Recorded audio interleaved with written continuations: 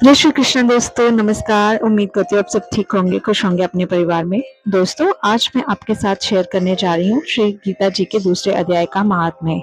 एक बार माता लक्ष्मी श्री विष्णु भगवान जी से पूछती हैं और प्रार्थना करती हैं कि प्रभु, आपने पहले अध्याय का महात्म्य तो मेरे को सुनाया, अब हे नारायण, मुझे दूसरे अध्याय का महात्म्य भी सुनाए। तो प्रभु कहते हैं, हे प्रिय सुनो। दक्षिण दिशा में इंद्रपुर नाम का नगर था। उसमें एक विष्णु शर्मा नाम का ब्राह्मण रहता था। वह वेद शास्त्र जानने वाला बड़ा सदाचारी था। जो कोई साधु महात्मा ब्राह्मण के घर आते, उनका वह अतिथि सत्कार बड़े प्यार से करता। एक दिन उसके द्वार पर विचरते हुए ब्रह्मचारी आए। ब्राह्मण ने उनकी बहुत सेवा करी। विनय पूर्वक कहा, हे महात्मा, मुझे आप ब्रह्म ज्ञान को पाने का उपदेश करो, जिससे मेरा भी कल्याण हो। ब्रह्मचारी ने कहा, हे बल ज्ञानी, आपने अच्छा प्रश्न किया है। उसका उत्तर गीता के दूसरे अध्याय में है। वह मैं आपसे कहता हूँ, उसको सुनने से आपका कल्याण होगा। विष्णु शर्मा ने कहा, हे ब्रह्मचारी जी, इस दूसरे अध्याय के सुनने से कोई पहले भी मुक्त हुआ है तो पहले उसका वृत्तांत सुनाइए। ब्रह्मचारी जी बोले, मैं तुम्हें एक पुरातन कथा सुनाता हूँ। एक दिन मैं जहाँ तप करता हूँ, मैं वहां गया। एक वहां अवाली नाम का चरवाहा प्रतिदिन बकरियां को चराने आया करता था। एक दिन मैं भोजन कर रहा था और भोजन करने के बाद मैं भजन बैठ गया।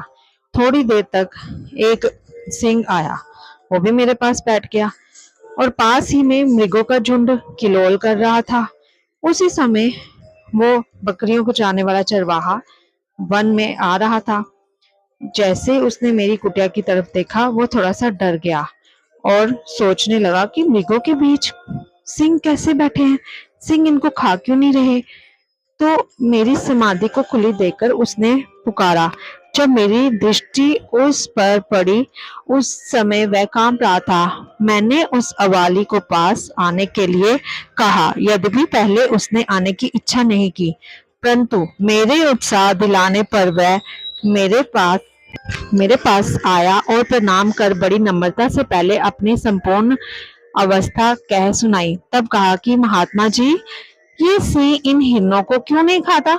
मैंने उसको कहा कि ये अहिंसा व्रत का फल है। जो मनुष्य अहिंसा व्रत को करता है, उसके पास आने वाले हिंसक जीव भी बैर भाव को छोड़ देते हैं। इसलिए जो कुछ तुम देखकर आचार्य को प्राप्त भय हो, वह मेरे अहिंसा व्रत का प्रभाव है। ये सुन अवाली ने कहा कि हे देव, मुझे भी ऐसी शक्ति दीजिए जिससे मुझे किसी से डर ना हो। तब मैंने उसको कहा कि तुम गीता के दूसरे अध्याय का पाठ सुनो।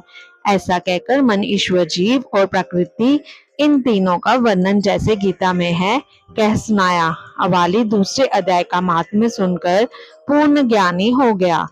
तत्काल ही प्रकाश से विमान आए, उसको बैकुंठ को ले गए और अदम देही को छोड़ दिव्य शरीर को प्राप्त कर गए। तो यदि तुम भी इस अध्याय को ध्यान से सुनकर उस पर आचरण करोगे तो अवश्य परम पद को पहुंचोगे। हे लक्ष्मी जी, ब्रह्मचारी ने गीता के दूसरे अध्याय का महात्म्य विष्णु शर्मा को सुनाया, जिसको सुनकर वह मुक्त हुआ और देवदेही पाकर बैकुंठ को चला गया।